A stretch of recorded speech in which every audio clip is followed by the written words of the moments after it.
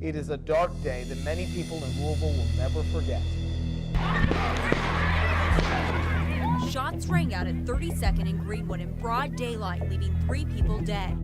Get the kid out of the way! Enough is enough when it comes to the violence in West Louisville. It's not about race, it's about what people are doing to other people. A moment of silence today and more events planned this weekend. It's a part of Louisville that's gripped the headlines for all the wrong reasons. Murder, drugs, arrests. Streets and sometimes even blocks away from some of those scenes in the West End, a place that looks to defy the stereotypes.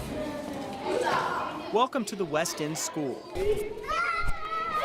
It's a place for pre-K through first grade boys to come during the day to learn. And it's a boarding school. I like the way that everybody wrote complete sentences.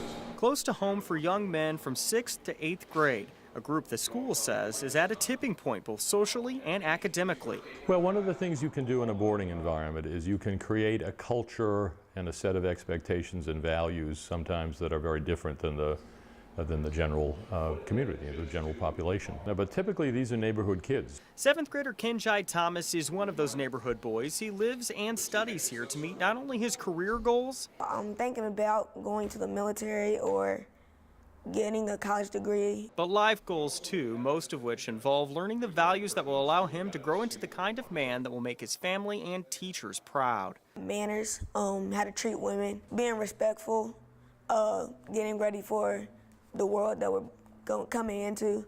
Kenjai may be young, but as you can tell, he's sharp. His grades reflect that. He's also well aware of what's going on in his neighborhood.